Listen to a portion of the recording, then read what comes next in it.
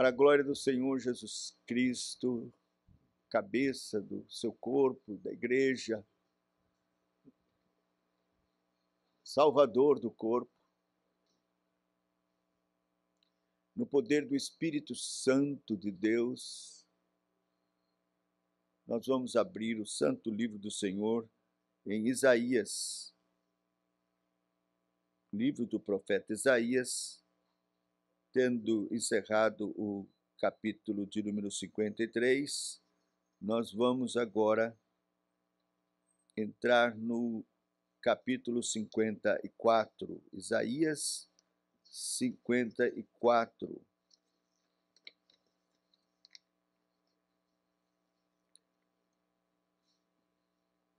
Com temor, tremor, sede de Deus, desejo de ouvir a sua voz, fé, amor. Vamos ouvir a santa e bendita, inspirada palavra do Deus vivo. Vamos ler dos versos 1 a 5. Canta alegremente, ó estéril, que não deste à luz. Exulta com alegre canto e exclama, tu que não tiveste dores de parto. Porque mais são os filhos da mulher solitária do que os filhos da casada, diz o Senhor. Alarga o espaço da tua tenda, estenda-se o toldo da tua habitação, e não o impeças. Alonga as tuas cordas e firma bem as tuas estacas, porque transbordarás para a direita e para a esquerda. A tua posteridade possuirá as nações e fará que se povoem as cidades assoladas. Não temas, porque não serás envergonhada. Não te envergonhes, porque não sofrerás humilhação, pois te esquecerás da vergonha da tua mocidade e não mais te lembrarás do opróbrio da tua viuvez. Porque o teu Criador é o teu marido. O Senhor dos Exércitos é o seu nome. E o Santo de Israel é o teu Redentor. Ele é chamado o Deus de toda a terra. Que Deus, por sua graça e grande bondade, queira aplicar a sua bendita palavra ao nosso coração pela manifestação de Espírito e poder nessa noite. Vamos orar e suplicar isso a Deus. Senhor, quem somos nós? Não somos dignos sequer de pisar os teus atos. Temos pecado contra ti por pensamentos, palavras, ações. Somos homens de lábios impuros, habitamos no meio de um povo de impuros lábios. Nós merecemos o teu juízo e não que tu nos abençoes. Mas, Senhor, pelo sangue precioso do Senhor Jesus Cristo, teu Filho amado, é que temos ousadia, Senhor, de esperar de ti misericórdia. E que tu queiras nos abençoar, e como já foi aqui orado e colocado diante do Senhor, esperar que o Senhor deixe após si uma bênção. Tem misericórdia de nós. Toma teu servo que fala contigo, suas limitações, fraquezas, enfermidades, e usa, Senhor, para a tua honra e tua glória. E opera no meio da congregação de uma forma poderosa e graciosa. Temos aguardado e esperado do Senhor um avivamento, um despertamento, uma manifestação especial do teu Espírito Santo, Senhor, como já fizeste no passado, muitas vezes, renovando a tua igreja. Tem misericórdia. Faze isto, Senhor, para a tua glória. Nós oramos agradecidos, certos da tua bênção, em nome do Senhor Jesus. Amém. Meus queridos irmãos, nós concluímos o capítulo 53, que é o capítulo grandioso da morte do servo sofredor na cruz, de uma forma tão terrível. Mas a morte de Cristo é a vida da igreja e de tudo o que realmente pertence a ela, a igreja. E, portanto, muito apropriadamente, após o profeta predizer os sofrimentos de Cristo, ele agora prediz o florescimento da igreja, que é parte da sua glória. E que é a recompensa de toda a sua humilhação, de toda a sua dor.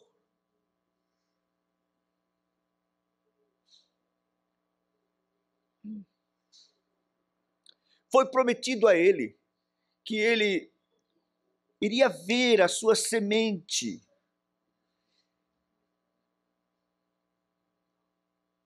O resultado do trabalho penoso da sua alma, e ele ficaria satisfeito.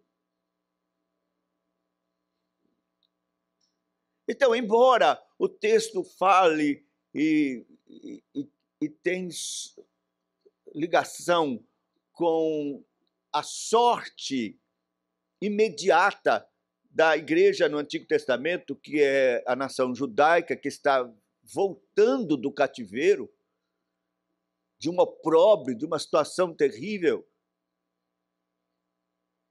para ser reimplantada na sua terra e restaurada. O texto aponta para mais longe, para a glória desta igreja, que fala de uma restauração muito maior, muito mais gloriosa, abrangente, não só entre os judeus, mas também entre os gentios, milhares de homens e mulheres e crianças que seriam trazidos do opróbrio do cativeiro para o reino do Filho do amor de Deus, como igreja estabelecida, gloriosa, triunfante.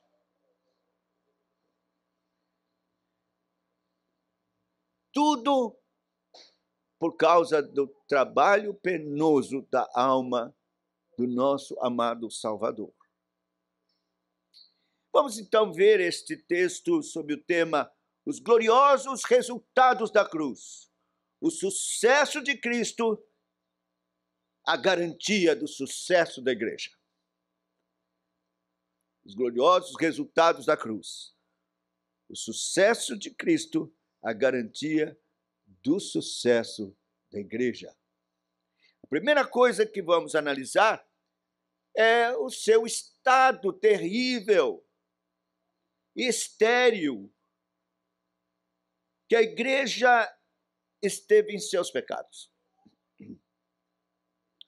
Terrível e estéril estado da igreja em seus pecados. É o que diz o verso 1. Canta alegremente, ó estéril, que não deste a luz. Exulta com alegre canto e exclama, tu que não tiveste dores de parto. Porque mais são os filhos da mulher solitária do que os filhos da casada, diz o Senhor. Calvino prefere a mulher viúva. Mas não importa. Aqui nós temos uma mulher estéril, que não teve dores de parto, portanto, infrutífera e sem marido. Essa é a característica da igreja no seu opróbrio. As palavras vão certamente ter um sentido muito mais forte na cultura judaica de uma mulher infrutífera, estéril, este era o opróbrio dos opróbrios, para a mulher desamparada, sem marido. Esse é o estado da igreja por causa dos seus próprios pecados. Então, na experiência da igreja do Antigo Testamento, eles experimentaram este opróbrio por causa dos seus pecados, por causa da idolatria, porque se afastaram do caminho do Senhor,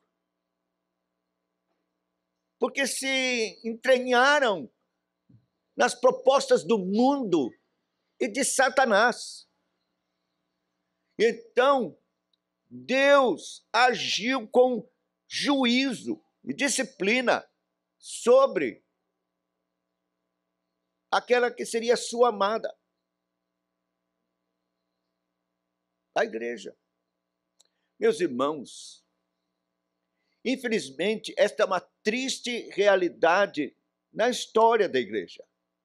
Por várias vezes, a igreja sofreu juízo e o abandono temporário de Deus por causa dos seus pecados, por se afastar dos caminhos do Senhor e dos seus estatutos, da sua palavra. Nós estamos comemorando 500 anos da Reforma Protestante. Qual era o estado da igreja no tempo em que Deus, por sua misericórdia, se volta para a sua igreja para restaurá-la com o grande movimento da reforma? Por sua graça, grande misericórdia, ele levantou homens movidos pelo seu Espírito Santo, com coragem, na autoridade e no poder do Espírito, para se voltarem para as Escrituras e proclamarem o estado terrível de miséria, de pecado, de mundanismo, de idolatria que a igreja se meteu por causa dos seus pecados.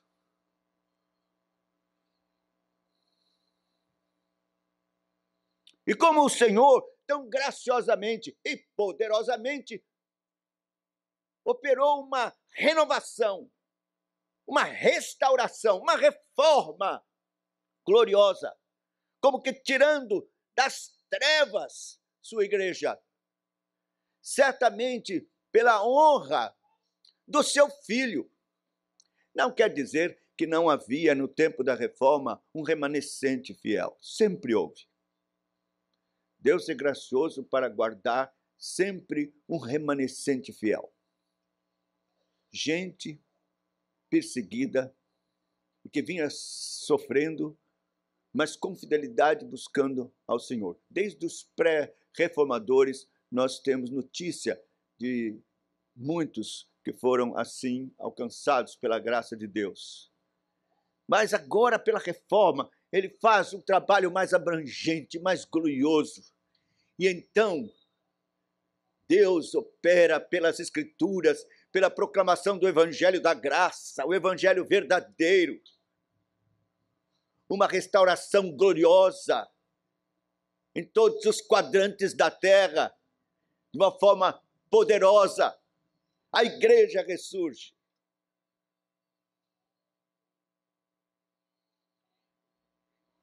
E agora, canta, exalta, glorifica o nome do Senhor por esta bênção tão extraordinária.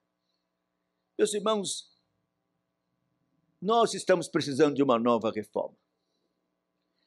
500 anos se passaram e, infelizmente, mesmo a igreja chamada reformada, de novo, se envolve com o mundo e se distancia da palavra de Deus. Pelo menos por dois vieses. Um é chamado o liberalismo teológico, que infelizmente trouxe um questionamento sobre a veracidade das Escrituras, a legitimidade das Escrituras, anunciando que não era bem assim, que as palavras que nós encontramos registradas aqui não são confiáveis. Homens malignos, dominados pelo espírito de incredulidade, mesmo Satanás, se levantaram no movimento crítico contra as Escrituras. Um homem chamado Bultmann chegou a dizer que é preciso desconstruir e tirar os mitos das Escrituras. Ele dizia que, na realidade, no relato dos evangelhos, pouca coisa é verdade. Que a igreja inventou um discurso e que, portanto, não é legítimo e nem nós temos aqui o relato do Jesus histórico. Isto era obra diabólica, maligna, para minar no coração dos crentes a confiança para com as Escrituras. E o pior, meus irmãos, é que a maioria na igreja entrou por esse caminho. Houve uma devastação na Europa com relação à fé e à confiança nas Escrituras.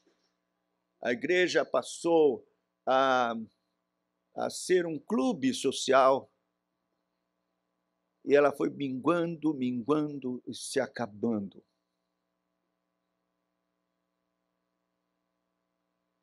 É triste você visitar a Europa e encontrar aqueles templos enormes, catedrais, sem culto mais algum, nenhum. Você pode, de vez em quando, participar de concertos de órgão, de tubo, ou qualquer outra peça cultural, musical. Mas nada mais. A igreja foi destruída por esta proposta diabólica do inferno, que é chamado liberalismo teológico.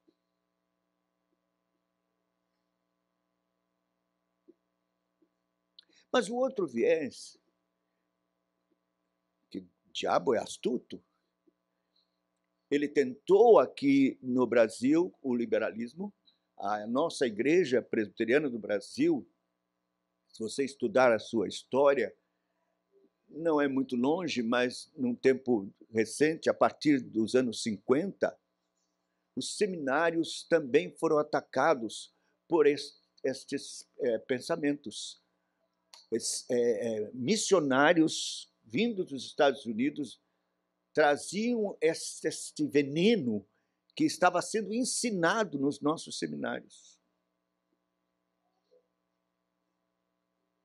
E os seminaristas começaram a ouvir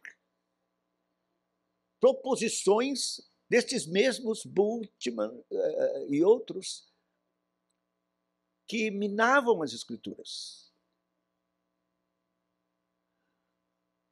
Um tal de Dr. Shaw tomou a Bíblia, jogou no chão na aula, no Seminário do Sul de São Paulo, presbiteriano, e pisou e disse: isso aqui não é um livro.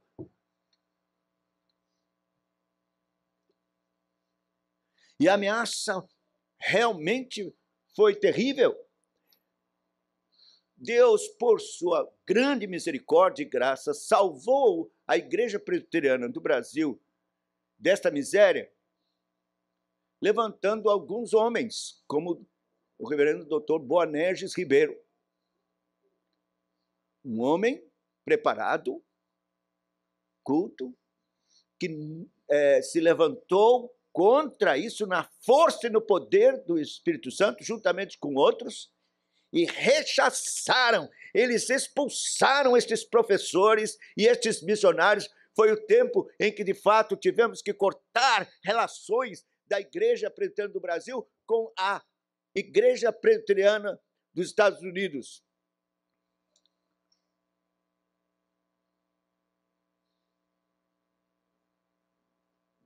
Graças a Deus, isso foi cortado.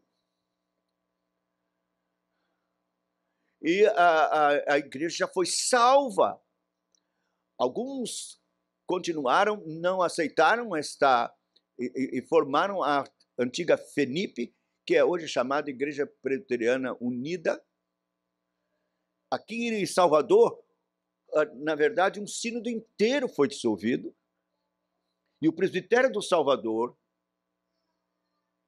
foi dissolvido, porque a maioria dos pastores aderiram a esta proposta liberal. E Deus, por sua graça, abençoou. Ficou uma igreja apenas do presbitério fiel, que é a Igreja Presbiteriana da Bahia. Quando eu estava chegando aqui, só havia a Igreja Presbiteriana da Bahia, que restou. O resto foi para a Igreja Liberal. E graças a Deus, o Senhor foi misericordioso com o reverendo Edésio à frente. Nós estamos também ajudando. Reconstruímos o presbitério da Bahia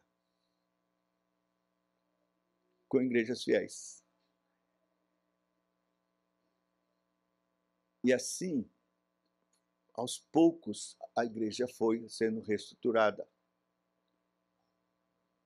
As igrejas chamadas ecumênicas e liberais da Igreja Presbiteriana Unida estão minguando. Eles não creem na evangelização, eles não acham que devem evangelizar os católicos, porque eles também são cristãos, não fazem evangelização alguma, e os sermões não são bíblicos, mas de pura moralidade e até com propostas políticas de esquerda. Mas, meus irmãos, conquanto a nossa igreja foi salva do liberalismo, não o foi da superstição espiritual. É assim que, então, Satanás faz. Ele tenta não deixar que você venha para a verdade, ele lhe segura, ele faz propostas indecorosas para que você se desvie como igreja. Mas quando você não aceita estas propostas e não vem, de fato, para o lado que ele quer, ele então lhe empurra para que você vá para o outro lado. E assim foi que surgiu um movimento de renovação carismática e invadiu nossas igrejas, levando a maioria dos pastores a um culto completamente centrado nas emoções e no misticismo.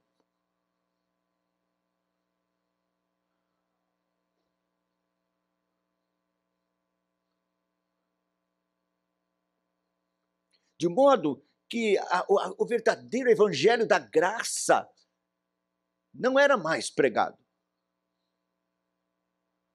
Ao contrário, o que se pregava era um tipo de proposta de autoajuda.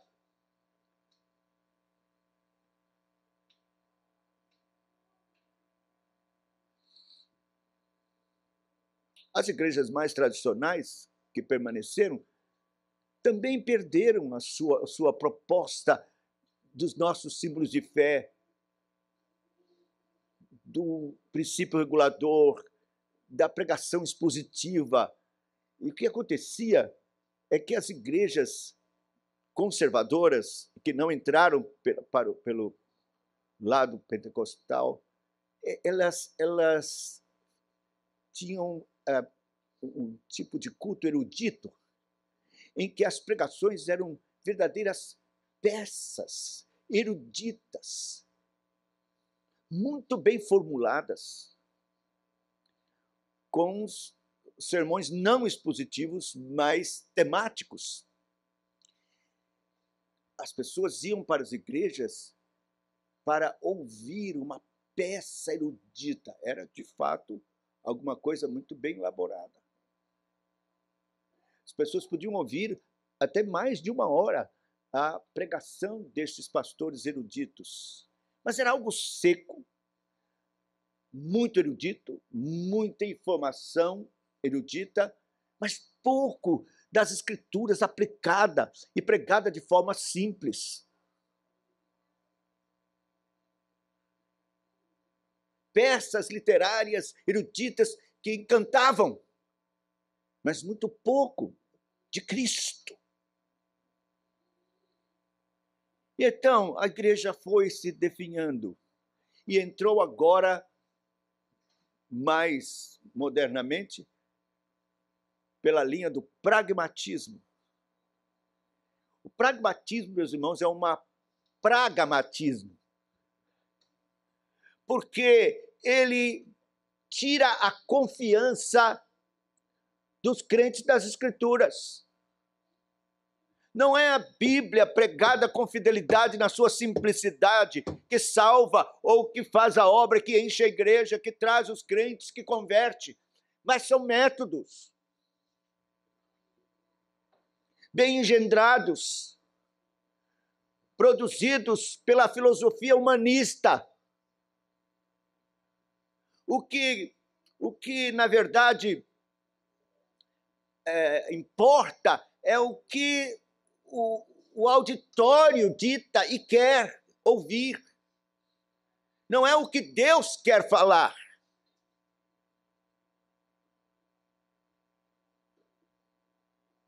Quem está no centro não é Cristo, não é Deus, é o homem.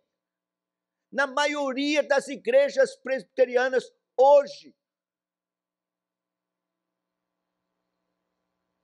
o culto não é feito verticalmente para Deus, mas horizontalmente para agradar as pessoas. Por isso, a maior parte gasta no tempo do culto em louvor, louvor, louvor, quando as pessoas se entregam emocionalmente e se sentem assim abençoadas, entre aspas, nesse enlevo emocional mais do que espiritual.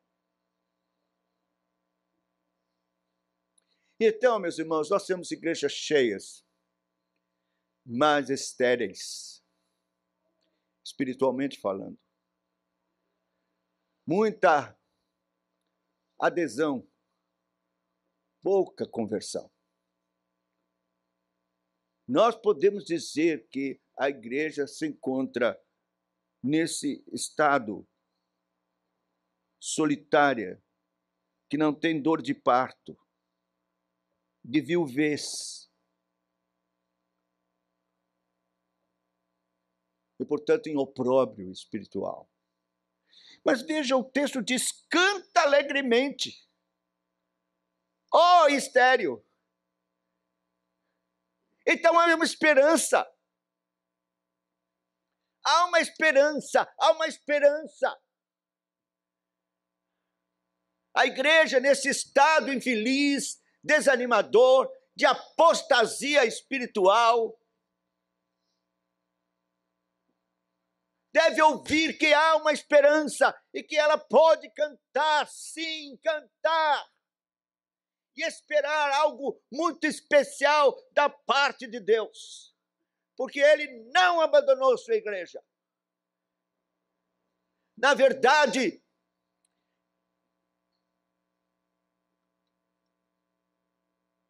a saúde da igreja, a vida da igreja, a glória da igreja está intimamente ligada à glória da cruz, da obra de Cristo. Por isso nós podemos ter esperança, sim.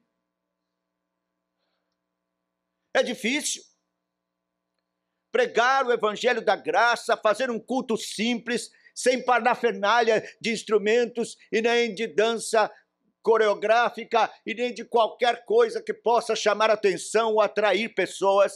Pregar tão somente o evangelho com fidelidade, a palavra de Deus, um culto simples e puro. Você pode pensar, não vai, pastor, veja as cadeiras que estão aí vazias. Perceba que as pessoas não querem saber.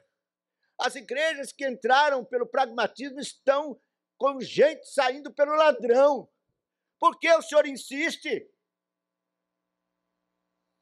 Porque a palavra de Deus diz: canta alegremente, canta a esperança, a obra de Cristo não foi em vão.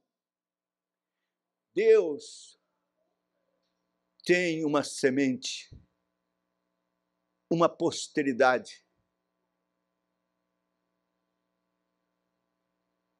uma igreja por quem ele morreu e que virá e cantará alegremente, alegremente, cheia de glória.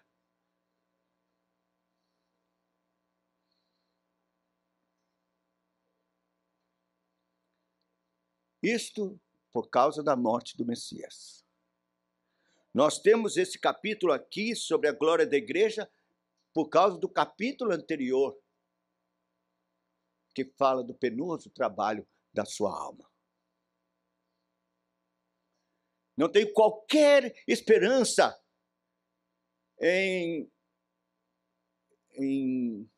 pessoas, em habilidades humanas, dons, preparo humano. Não. A esperança que guardamos no coração é o resultado do trabalho penoso da alma do querido Salvador, Senhor da igreja.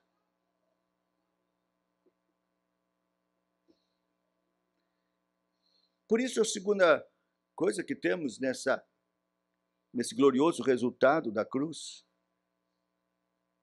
e da garantia do sucesso da igreja é sua recuperação e avanço por causa desse penoso trabalho da alma do Redentor. Veja o que diz os versos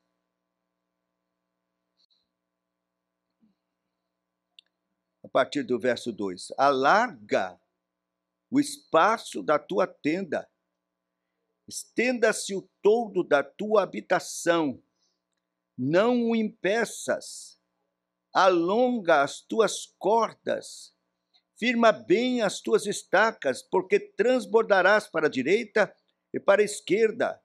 A tua posteridade possuirá as nações e fará que se povoem as cidades assoladas. Que coisa maravilhosa, extraordinária. Alarga o espaço, estica as cordas. Trabalhe com fé, com força, de forma ingente. Semeie, semeie. Pregue, pregue. Não temas. Prepara o espaço pela fé. Aumente, faça reforma.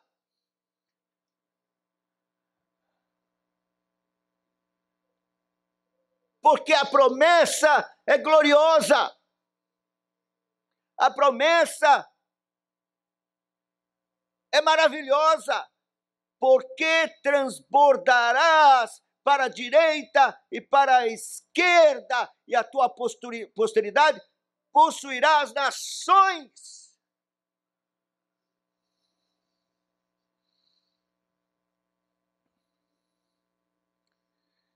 Oh, meus irmãos, que promessa!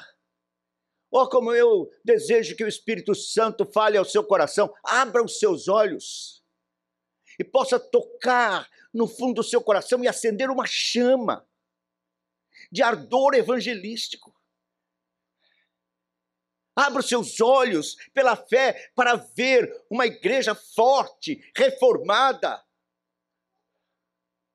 segura nas Escrituras, uma igreja que busque a santidade, que ame ao Senhor sobre todas as coisas, que ame a palavra de Deus, forte, viva, que prega, evangeliza, ame os perdidos e sonhe conforme as promessas que Deus nos deu, de milhares. E não só, meus irmãos, aqui nesse espaço da Pituba, porque nem eu mesmo nunca tive qualquer ambição de mega igreja, mas de plantar outras igrejas, de auxiliar a obra missionária para que em outros recantos, países onde quase não se avança o evangelho, orar pelas nações, contribuir pela obra missionária, ajoelhar e buscar de Deus para que a igreja cresça, como está aqui dito. Transbordarás para a direita, para a esquerda, tua posteridade possuirá as nações e fará que se povoem as cidades assoladas. Isto é progresso do evangelho, isto é crescimento do evangelho. E, meus irmãos, tudo isso por causa do poder que emana da cruz, resultado da obra de Cristo, o Filho do Deus bendito, o Senhor da glória, do sangue que foi derramado, que não é sangue comum, é sangue de Deus. E foi derramado pela igreja. Agora, meus irmãos, Deus poderia não falar nada disso, dizer simplesmente: eu vou honrar o sangue do meu filho, as pessoas vão se converter, meus anjos vão fazer aí a obra. Mas não. Ele não deu aos anjos isto, mas a nós, a mim, a você. O que ele está dizendo aqui é para você.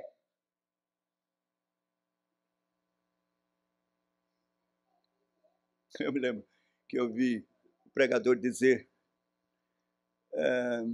claro,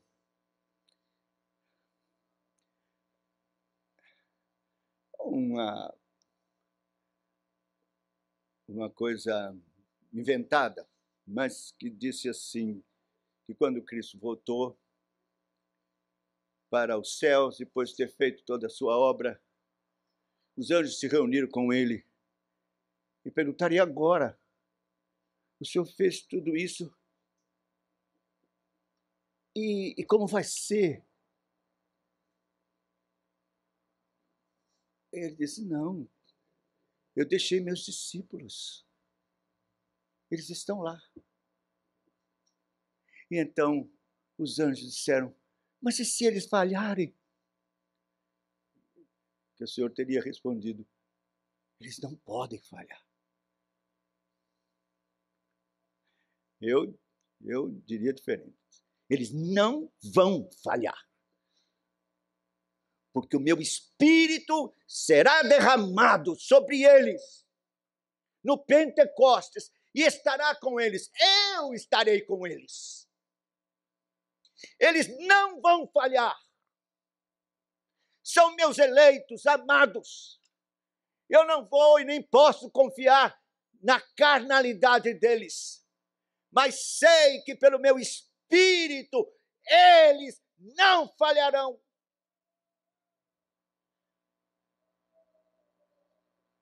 Porque está envolvido os decretos de Deus, a glória de Deus, a glória do Filho, a honra do seu sangue.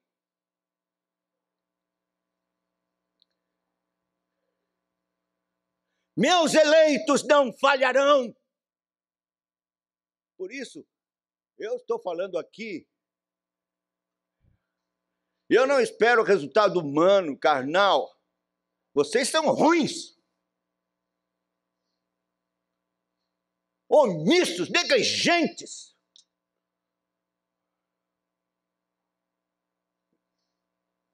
Incluindo eu também. Mas Deus tem os seus eleitos, amados. E o Espírito Santo de Deus opera neles de forma gloriosa e extraordinária. Mexe com eles. Sacode, acorda, desperta. Põe a chama no coração, ardor para evangelizar. Eu vou dizer uma coisa para você. Eu vou ser sincero, eu estava desanimado. Pensando até com a minha esposa, o que vai ser essa minha vida sem igreja? Como vai ser? Eu não sei o meu pastor, o que é que eu vou fazer? Vai pregar por aí nos convites e tal. Mas, não, eu queria mais. Queria alguma coisa mais próxima, que pudesse fazer aqui para evangelizar.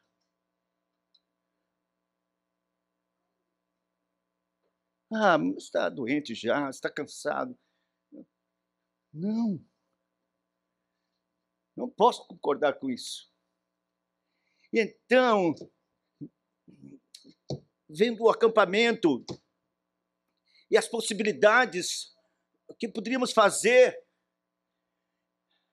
voltou o meu coração, foi reaceso a chama e o desejo de usar aquele local para evangelizar. Eu estou sonhando de novo, tudo de novo, eu estou sonhando.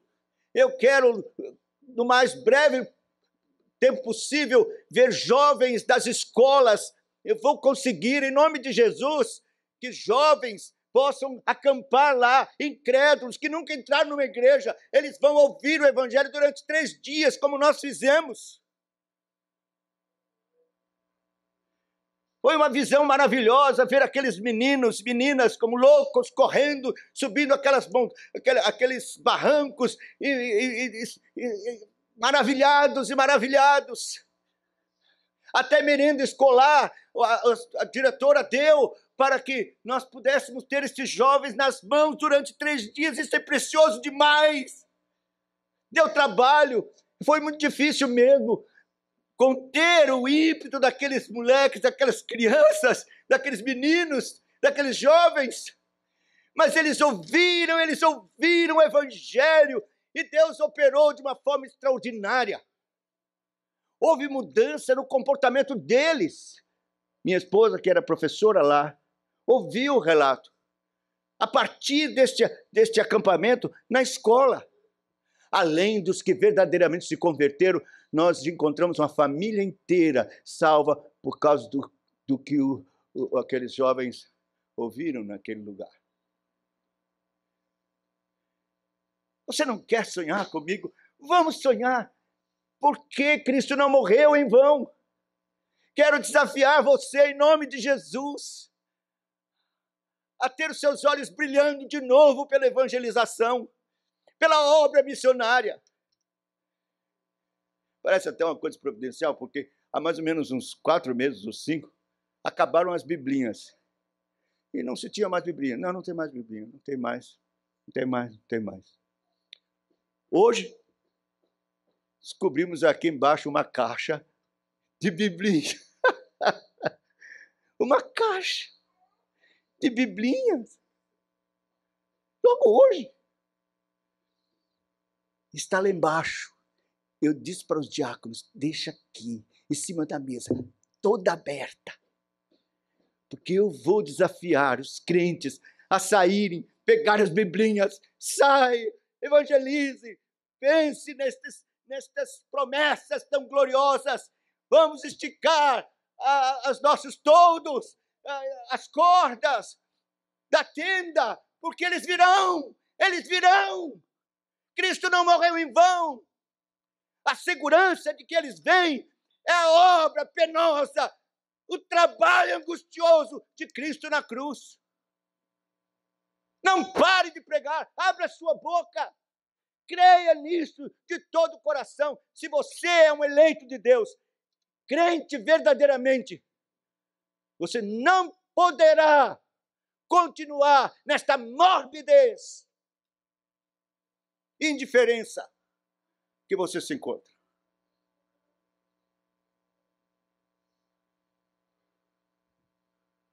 Firma bem as suas estacas. Eu acho tão perfeito. Esticar a lona, o espaço fica maior, né? Mas fica bem as estacas. Ficar bem as estacas é doutrina. São fundamentos que vão segurar a tenda. Porque não adianta estender, gente, se não se firmar bem as estacas, as lonas se vão. É preciso firmar bem. Por isso, continuar pregando, doutrinariamente ensinando. Precisamos dos nossos símbolos de fé.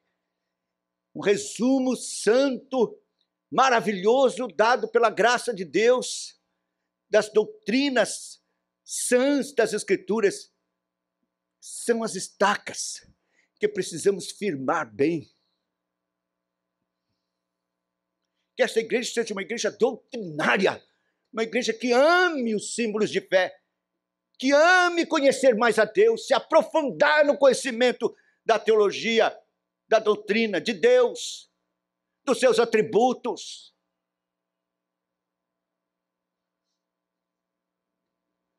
Com estacas bem firmadas.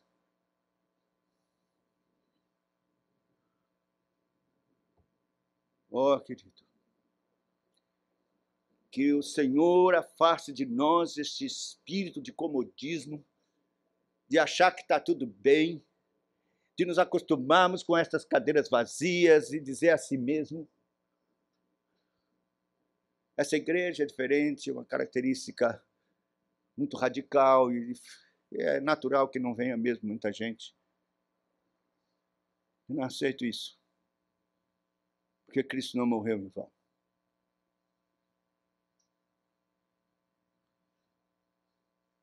Deus propôs uma recuperação.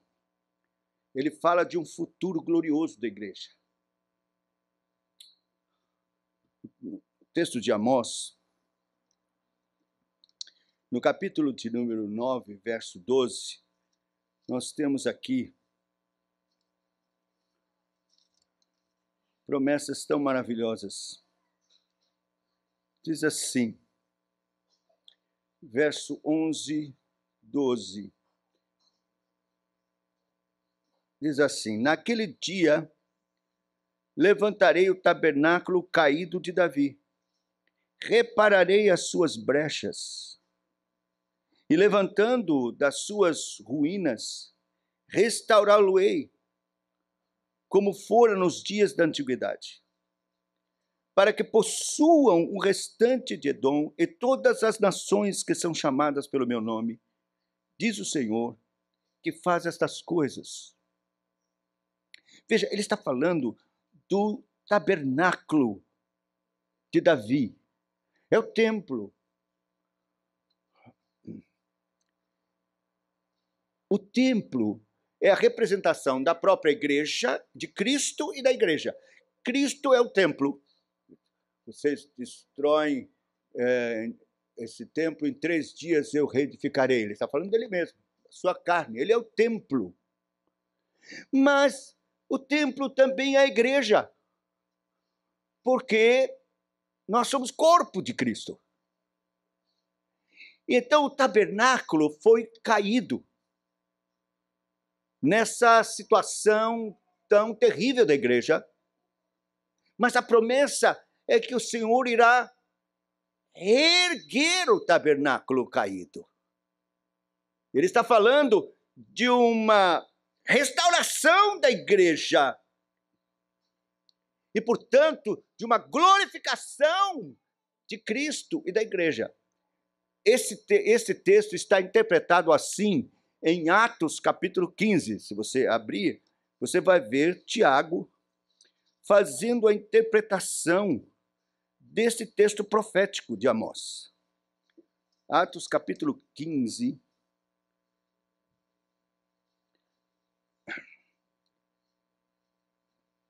verso 15. A discussão do concílio era a respeito de como iriam tratar os gentios que estavam convertidos. E então, se considerava, se não se considerava, se eles tinham que ficar sujeitos à lei cerimonial ou não. E estavam discutindo, e então Tiago, que presidia o concílio, dá o seu parecer. Eu vou começar no verso 12.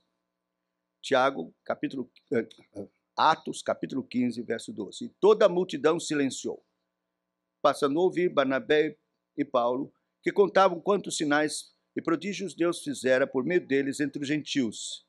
Depois que eles terminaram, falou Tiago, dizendo: Irmãos, atentai nas minhas palavras. Expôs Simão como Deus primeiramente visitou os gentios, a fim de constituir dentre eles um povo para o seu nome.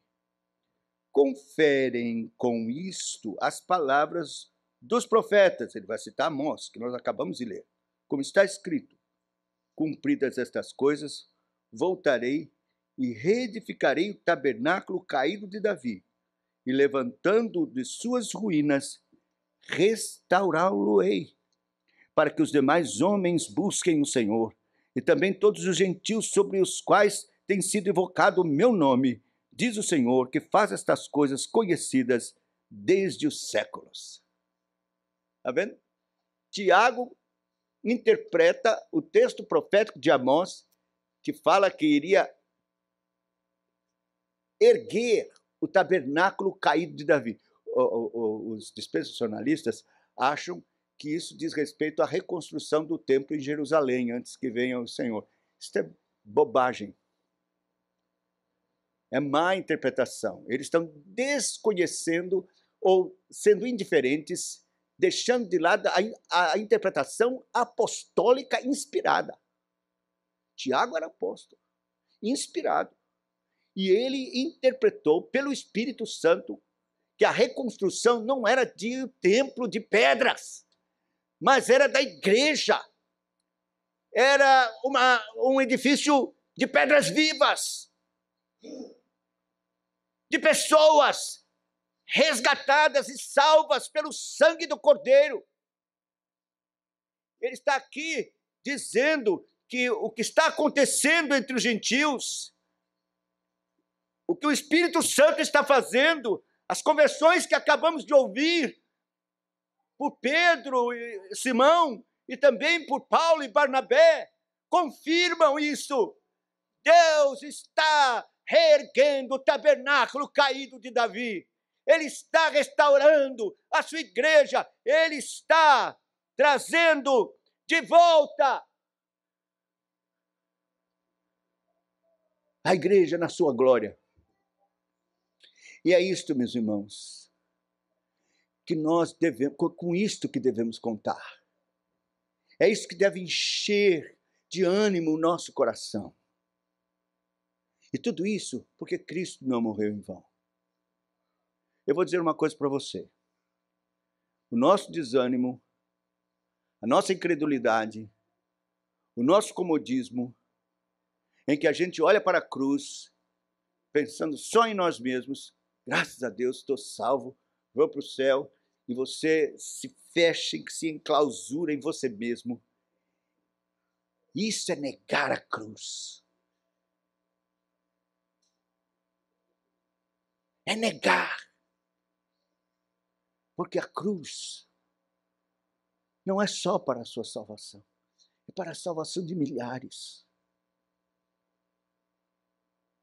E você precisa olhar para a cruz, dando graças pela sua salvação, mas ver nela o poder de Deus para a salvação de todo aquele que crê, de milhares que precisam vir.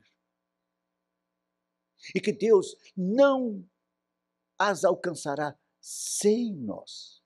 É plano dele. Sem a igreja. É da economia do Senhor, de Deus, que a igreja seja a proclamadora das boas novas, da virtude e poder da cruz que salva. Por isso é um pecado. É um pecado contra os resultados da cruz. Não evangelizarmos.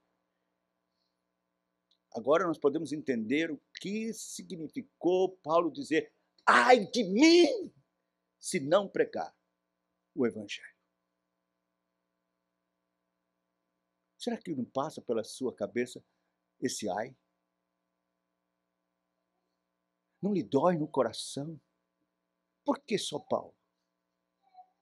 Por que não eu? Por que não você? Por que este ai não é meu e não é seu? É de todos nós. Ai de nós, se não pregarmos o evangelho. Viramos as costas para a cruz.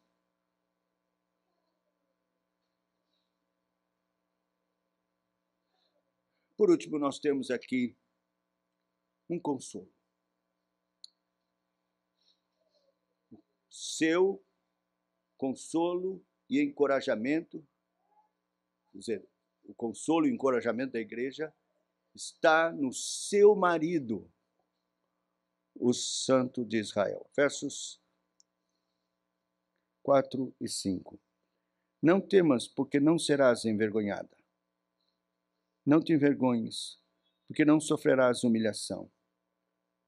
Pois te esquecerás da vergonha da tua mocidade, e não mais te lembrarás do opróbrio da tua viuvez. Porque o teu Criador é o teu marido.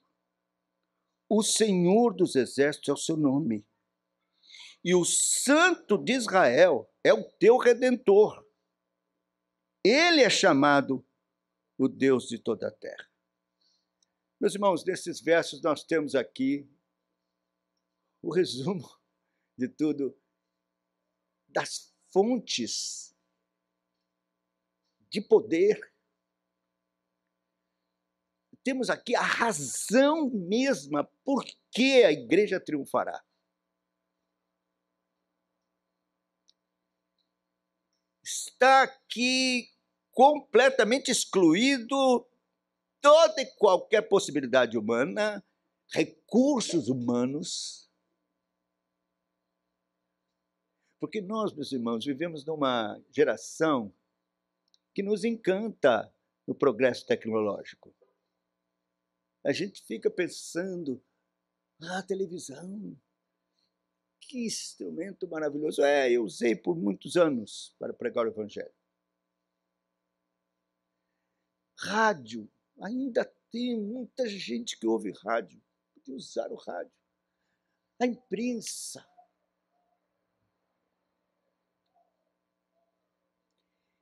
Computador, internet. Então, a nossa tentação é olhar para estas coisas e pensar, bom, agora nós vamos conseguir. Agora nós temos, quer dizer, agora todos em todo lugar da terra pode ouvir o evangelho. Vai se cumprir aquilo que diz que o evangelho será pregado até os confins da terra e então virá o fim. Pronto, com esses instrumentos.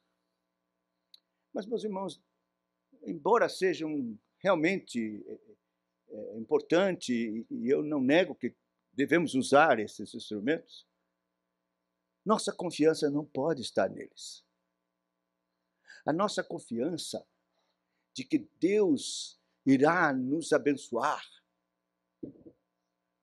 e fazer a igreja triunfar gloriosamente e transbordar da direita para a esquerda e alcançar os confins da terra, é que não estamos mais abandonados. Não somos mais viúvas, igreja viúva, mas temos um marido que é Deus, o Senhor dos exércitos. O Senhor dos exércitos é o seu nome. Isto significa poder, poder, poder. Todo o poder que eventualmente possamos precisar e que vamos precisar pregando a palavra de Deus. Não só porque o coração dos ímpios é impenetrável, petrificado, e não há outra coisa que possa fazer ruir estas muralhas da incredulidade do que o poder do Senhor dos exércitos. Mesmo porque o diabo, com todas as suas hostes infernais, cercam e não querem permitir de forma alguma que a palavra de Deus penetre. Nós contamos com uma infinidade de coisas contra que o diabo promove para impedir a conversão, ou que chegue a palavra até os pecadores. Até mesmo o seu desânimo é diabólico. Mas a promessa aqui é que o Senhor dos exércitos estará conosco. O Deus de Israel. Deus dos impossíveis. O Deus que faz correr os demônios. Que faz tremer o inferno. O mesmo que diz, as portas do inferno não prevalecerão contra a minha igreja na sua marcha. Não prevalecerão. Não há onde prevalecer. É o Senhor dos exércitos. Mas, meus irmãos, não bastou isso. O Senhor ainda diz mais. Ele diz, o Santo de Israel é o teu Redentor. Cristo. Quem é o nosso Redentor? Cristo. Ele é o Santo de Israel. Ele é o nosso herói. Ele venceu. Ele venceu a morte. Ele venceu os demônios. A Bíblia diz que ele triunfou sobre as potestades na cruz. Triunfou, expondo-as à vergonha, ao desprezo. Triunfando delas na cruz. É o grande general, cabeça da igreja, Senhor do corpo, nosso Salvador, Cristo, nosso Redentor, está conosco, ele vai à frente nesta batalha. E está vivo, ressuscitado dentre os mortos. Meus irmãos, Cristo é citado aqui de forma diferenciada do Senhor dos Exércitos por causa da sua função de mediador e de redentor que vive com o seu povo, que está no meio dos exércitos, das santas hostes, e que está conosco, como ele prometeu, eis que estou convosco todos os dias. O nosso Redentor vai conosco na batalha. Eu já contei aqui uma vez, mas vou contar novamente. Não sou muito de assistir filme. Sou fraco nisso. Eu acho que já faz uns 6 anos ou mais que eu não vou ao cinema, eu não assisto. Mas eu não vou dizer que não gosto. É um bom filme, gosto. E eu assisti um filme muito antigo, com Charlton Heston, Sid. É interessante o filme, muito interessante. Ele era um herói justo, e que agia com justiça. Foi até completamente traído pelo rei que ele amava. Mas, por causa da sua justiça, ele angariou muitos aliados e formou um grande exército. E o reino a quem ele pertencia foi terrivelmente ameaçado por um grande exército. E então, eles lutaram, mas era mais forte o exército. E nessa luta, nessa batalha, ele foi ferido de morte. Então, ele estava no leito da morte, os exércitos acampados, o exército dele aqui, e então, no outro dia, estava marcado para que ele saísse à frente do exército com seu cavalo branco, para estimular o povo e enfrentar em nova batalha o exército. Mas ele estava morrendo.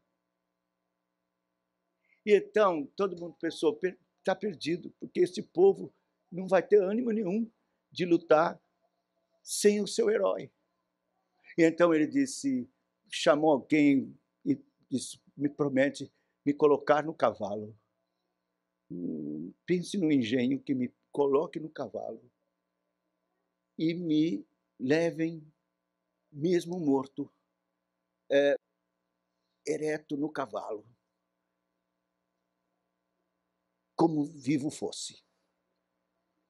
E então inventaram um engenho de modo a colocar seu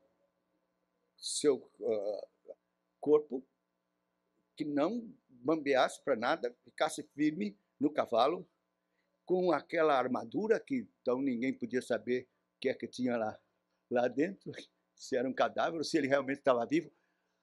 O exército não sabia que ele estava morto.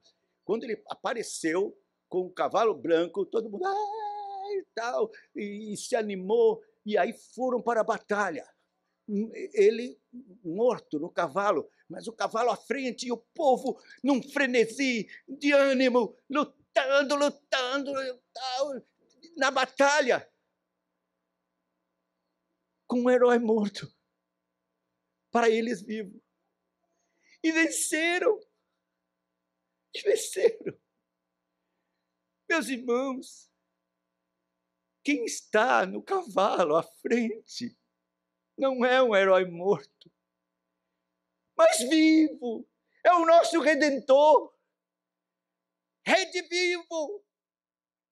Não o engenho lhe segurando no cavalo.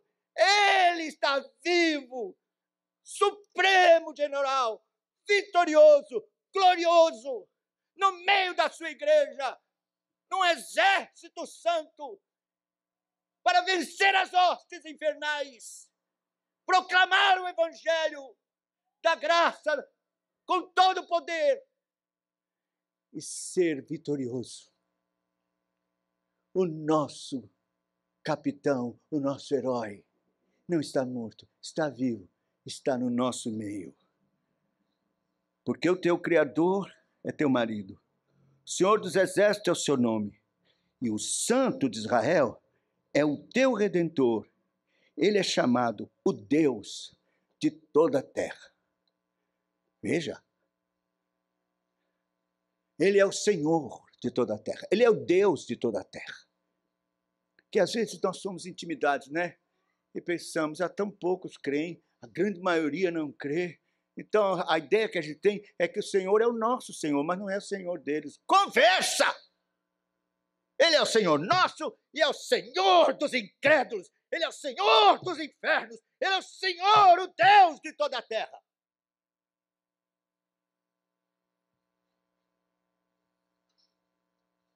E é isso que você precisa crer. Ser consolado no seu coração. E se levantar com ânimo. Em nome do Senhor. E partir para evangelizar.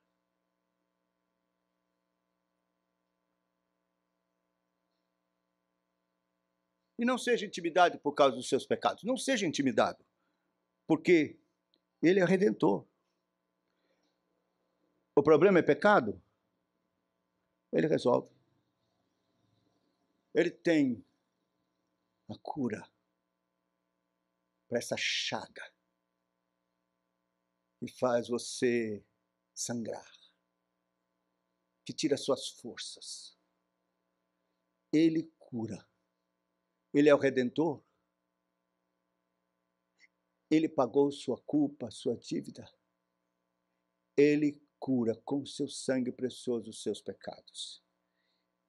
Com perdão, que é o perdão do esquecimento. Um dos textos mais preciosos e lindos das Escrituras, que eu quero que você guarde no seu coração, é Miqueias, capítulo 7, a partir do verso 18 e 19. Miqueias 7, 18 e 19. Quando o diabo vier sussurrar no seu ouvido e dizer: você não merece pertencer a esse exército, você é um pecador miserável, essa mensagem é para todo mundo, menos para você, que você é indigno, você é um pecador, você não faz parte desse exército. Então lembre disso. Quem, ó Deus, é semelhante a ti, que perdoas a iniquidade e te esqueces da transgressão do restante da tua herança? O Senhor não retém a sua ira para sempre, porque tem prazer na misericórdia. Tornará a ter compaixão de nós, pisará aos pés as nossas iniquidades e lançará todos os nossos pecados nas profundezas do mar.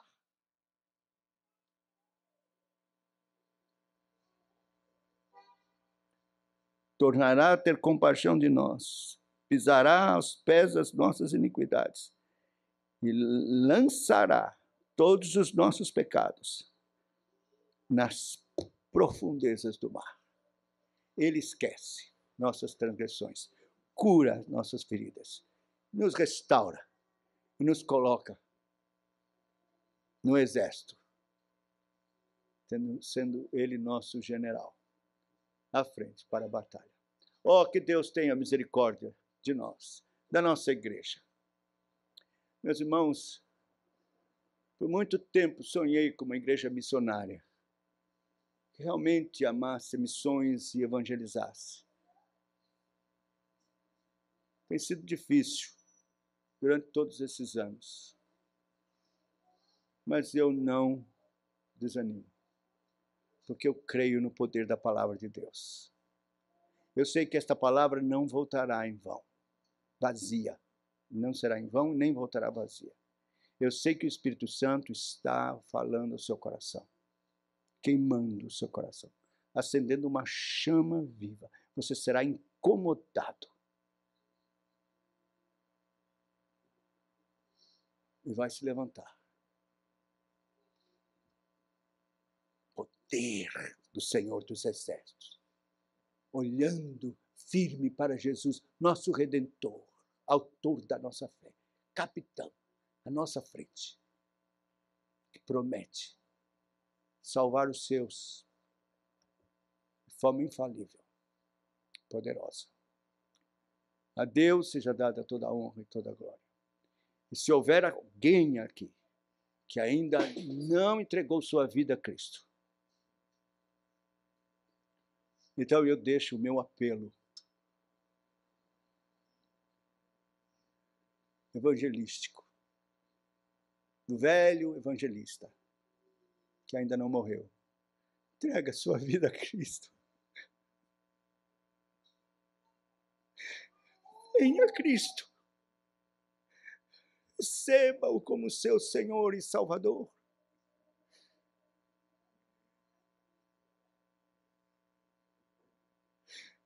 Receba o perdão dos pecados e a nova vida. Que Deus nos abençoe.